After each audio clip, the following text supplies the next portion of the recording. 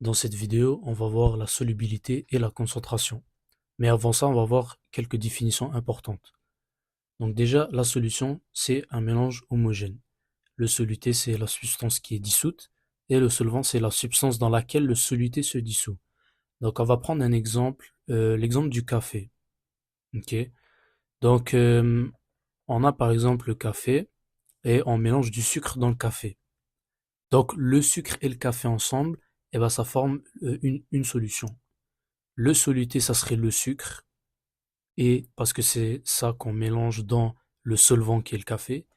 Et le solvant, bah, c'est le café parce que c'est là où on dissout le soluté dedans.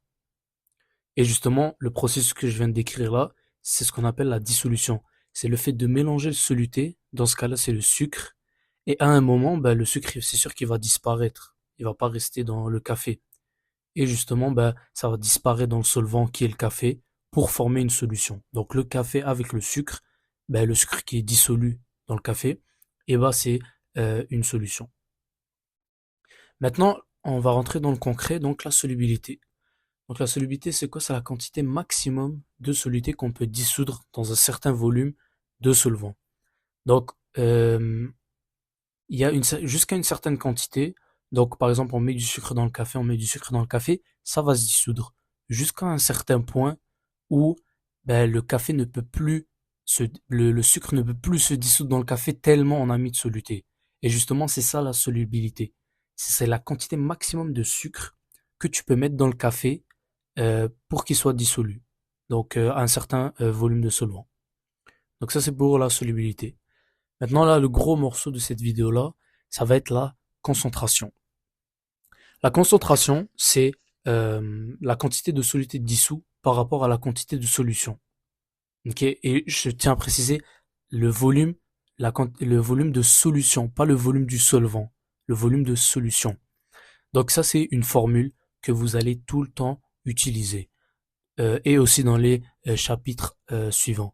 Donc C est égal à M sur V. Donc C, c'est la concentration en grammes par litre ou grammes par millilitre, parce que ça dépend le volume, si vous le mettez soit en litres ou en millilitres. Mais par exemple, on va garder en litres parce que c'est euh, c'est préférable de garder en litres. Et la masse, ben, elle est toujours en grammes, toujours en grammes. Donc ça, c'est la formule de la concentration en grammes par litre.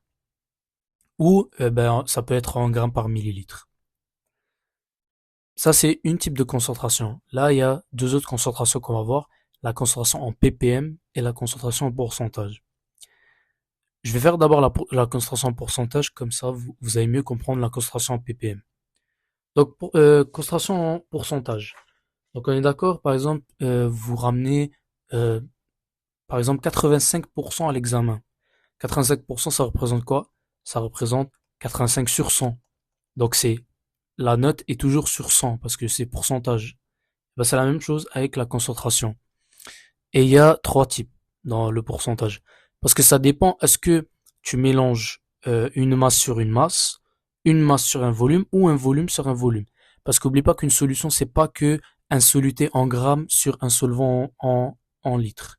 Ça peut changer, ça peut être un solide avec un solide, comme par exemple les roches, les minéraux. Et ben ça c'est un mélange de, ça c'est comme une solution, mais c'est pas liquide, c'est solide. Et ben c'est la même chose. On a pourcentage masse sur masse, donc gramme sur gramme. On a pourcentage masse sur volume et on a pourcentage volume sur volume. Donc vu que c'est un pourcentage, comme je l'ai dit, ici pour masse sur masse, ben, ça va être gramme sur 100 grammes. Par exemple, si on a 47% masse sur masse, ben, ça va être 47 grammes sur 100 grammes. Donc n'oubliez pas, c'est toujours sur 100 grammes. Maintenant, même chose, masse sur volume, sauf que ça va être grammes sur 100 millilitres. Et volume sur volume, bah, c'est millilitres sur 100 millilitres. Donc ça, c'est aussi simple que ça. Donc ça, c'est pourcentage. Maintenant, concentration en ppm, c'est partie par million. Donc ppm, c'est quoi? C'est la quantité de soluté qui... C'est vraiment une quantité très petite. C'est pour ça qu'on le met en ppm. Donc c'est le nombre de parties de soluté qui est dissous dans 1 million de parties de solution. Donc c'est comme le pourcentage qui est sur 100 grammes, mais cette fois-ci, c'est millions. Ça veut dire que le nombre de parties de soluté sur 1 million de solutions. Donc là, il y a encore deux choix. Ici, donc, 1 ppm est égal à... C'est comme 1% est égal à ça. Est égal à 1 gramme sur 100 grammes. Là, c'est la même chose. 1 ppm, c'est 1 gramme sur 1 million de grammes. Ça, c'est pour le solide. Par exemple, comme j'ai dit tantôt, le minéral dans une roche. Mais il y a aussi donc liquide.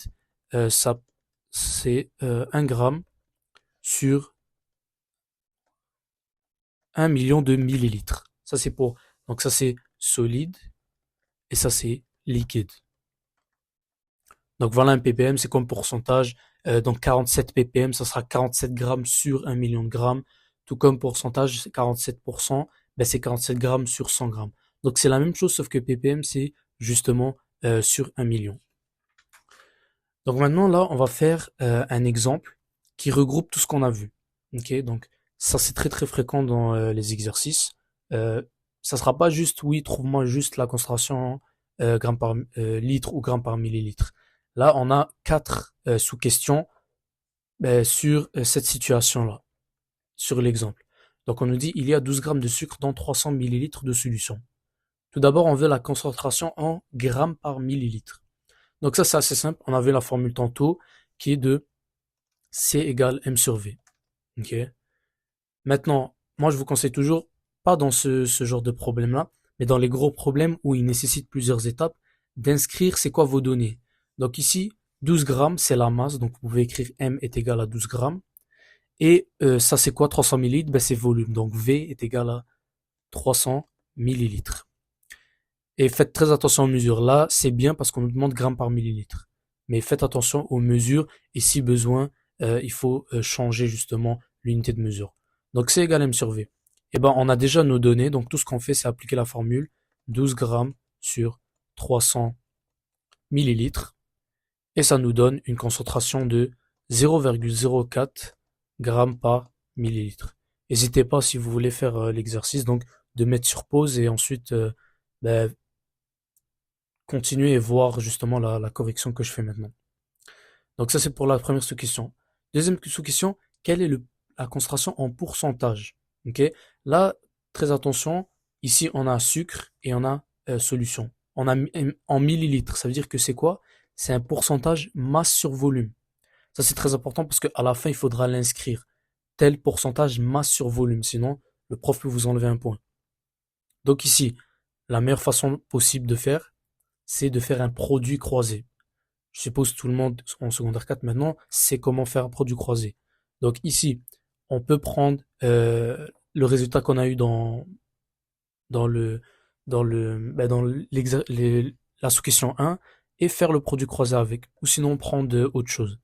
Donc on va prendre celui-là, 0,04 grammes sur 1 millilitre. Là, en pourcentage, qu'est-ce qu'on a dit? On a dit c'est sur 100. Ici, en l'occurrence, c'est 100 millilitres parce que c'est masse sur volume. Donc 100 millilitres. Et ici, ben, on veut savoir c'est combien de grammes. Et là, on fait produit croisé, 0,04 grammes fois 100. Et ben, ça donne 4 grammes, ça donne 4. Donc x égale à 4. Et du coup, 4 grammes sur 100, c'est comme si 4%, ben, c'est 4%. Donc 4%. Et là, faut l'inscrire. 4% seulement. Le prof peut vous enlever un point. Donc 4% masse sur volume. Ensuite, on passe à la troisième. Quelle est la concentration en grammes par litre?